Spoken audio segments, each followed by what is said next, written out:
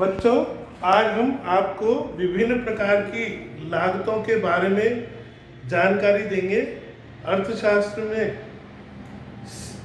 विभिन्न प्रकार के मूल्य, सीमांत मूल्य या कुल मूल्य या औसत मूल्य जिन्हें हम कहते हैं, इनके बारे में हम चित्र के रूप में और समीकरण के माध्यम से आपको बताना चाहेंगे।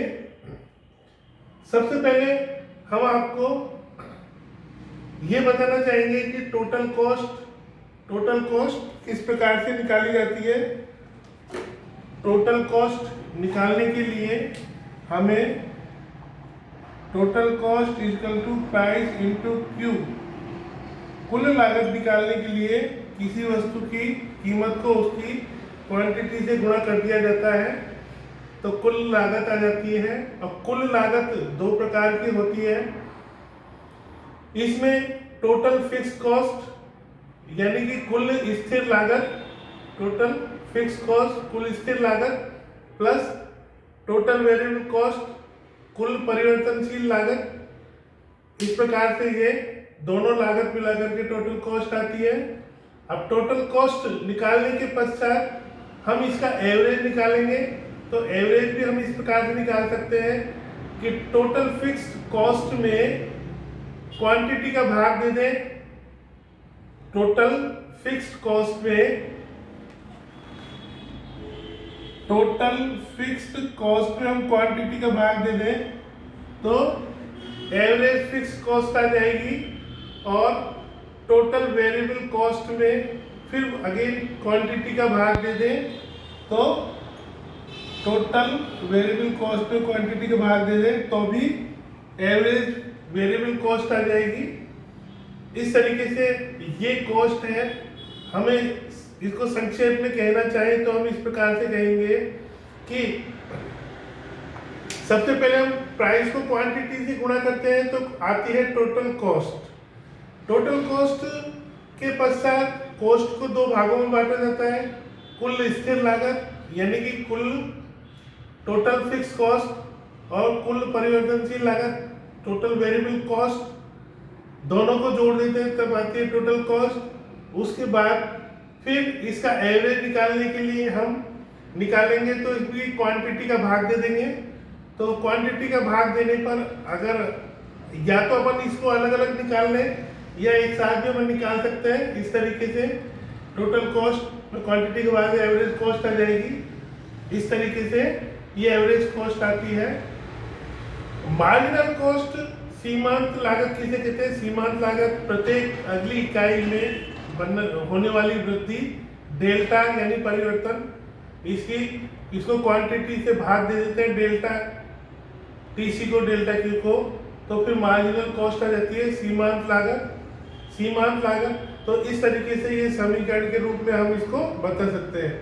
इसी प्रक्रिया को हम चित्र के माध्यम से भी बता सकते हैं। इसमें टोटल फिक्स कॉस्ट, ये एरिया टोटल फिक्स कॉस्ट का है और ये टोटल वेरिएबल कॉस्ट का है। दोनों को हम मिला देते हैं तो दोनों को मिलाने के पश्चात इस तरीके से ये टोटल फिक्स कॉस्ट हो जाती है, टोटल वेरिएबल कॉस्ट और ये total fix cost.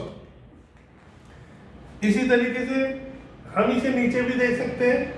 Total variable cost और टोटल फिक्स कॉस्ट दोनों को मिलाने पर ये टोटल कॉस्ट आ जाती है, यानी कि परिवर्तनशील लागत और फिक्स कॉस्ट।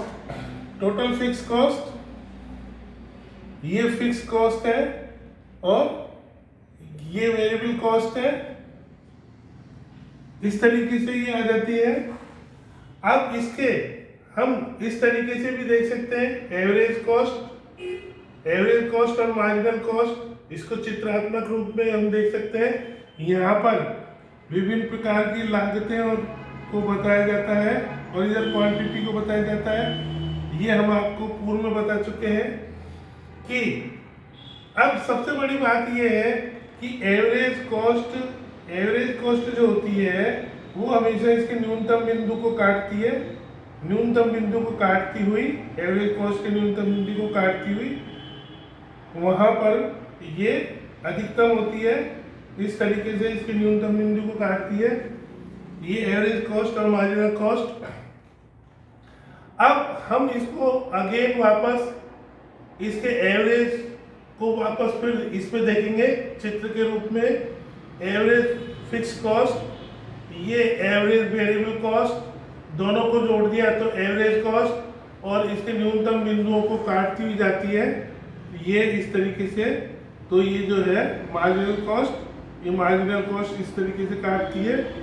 इस तरीके से ये विभिन्न लागतें आती है। एक प्रकार की लागत हम और देख सकते हैं, दीर्घकालीन लागत। दीर्घकालीन लागत यानी कि दीर्घकाल में और अल्पकाल में लागतों का स्वरूप किस प्रकार से होता है। इसमें लॉन्ग रन एवरेज कॉस्ट और लॉन्ग रन मार्जिनल कॉस्ट, इसको रेड कलर में दिखाया गया है कि दीर्घकालीन सीमांत लागत और दीर्घकालीन औसत लागत कौन सी होती है। इसके इस पैमाने पर यानी कि ये पैमाने का स्तर होता है, और ये पैमाने के स्तर के ऊपर हम ये देखना चाहते हैं और ये देखते हैं कि ये यहाँ पर विभिन्न प्रकार की लागतें हैं। हम वापस इसको short run, long run average cost, marginal cost और शॉर्ट रन इस तरीके से यहाँ पर देखते हैं। ये ब्लैक कलर में आपको दर्शाई गई है, ये शॉर्ट रन है, short run average cost, short run marginal cost. ये दीर्घकाल में ये छोटी छोटी लागतें होती है और ये न्यूनतम बिंदु पर ये अधिकतम होती है, यानी कि लागत न्यूनतम इस बिंदु पर होती है। इस तरीके से हम इसको बता सकते हैं। इस प्रकार से ये विभिन्न प्रकार की लागतें ये अर्थशास्त्रीय गणितीय रूप में हम आपको बता रहे हैं, और ये केवल सामान्य जानकारी आपको दी जा रही है। मैथमेटिकल फॉर्म में किस तरीके से इसको रूपांतरित करेंगे हम इसको बारे में आपको डिटेल में फिर बताएंगे। ओके।